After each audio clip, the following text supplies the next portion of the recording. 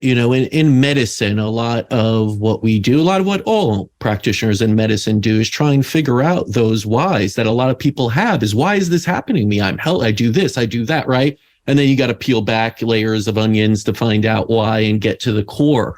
And a lot of times those are the wounds. But in life in general, a lot of people have these questions. Why is this happening to me? Why is this, unfolding to me?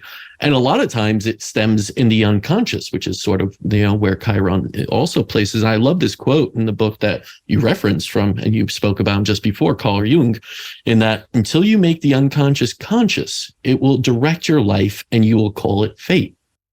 Yes. And so many of us go on with this idea that it's just fate, that I suffer, that I, go through this. But do you feel that most of us have that hidden narrative, and that's what causes a lot of pain, suffering, and disease in the world?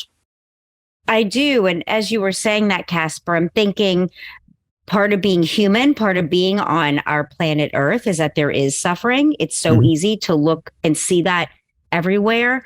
And where my book, I really wanted to help people, is to understand that though we experience suffering, I certainly have, it's about what we do with it, that we have consciousness, which is awareness as human beings. And we get to decide what to make of, making meaning, as Viktor Frankl spoke about. We have the ability to make meaning of our suffering versus other living beings that don't have that kind of consciousness. And so whatever has happened to you, though it certainly wasn't your fault, especially in areas of childhood sexual abuse, trauma, domestic violence, those types of things, we have the ability to make meaning and use it to even better and help end suffering, to heal ourselves and help others. And I think that's what's so beautiful about living, is that we have that choice to step into the role of healer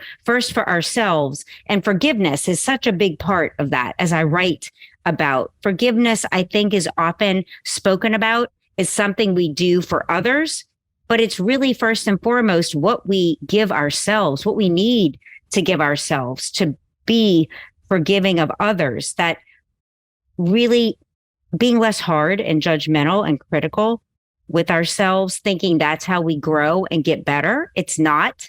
It might temporarily help you gain some strides, but in the end, you're left feeling depleted and unhappy. Whereas really doing the deep forgiveness work of understanding at that moment in time in my life and my development, that's the best I knew to do, for example, and I can learn more. We can always expand our awareness, our consciousness, and show up differently in our lives and for ourselves. And I wonder what you think about that. Yeah, I feel that forgiveness is often something not discussed in the healing arts enough.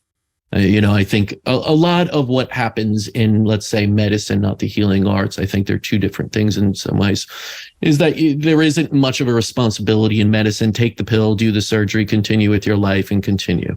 And, you'll get better. We'll give you another pill when other things come up and so on and so forth. Whereas you talked a lot about personal responsibility in this.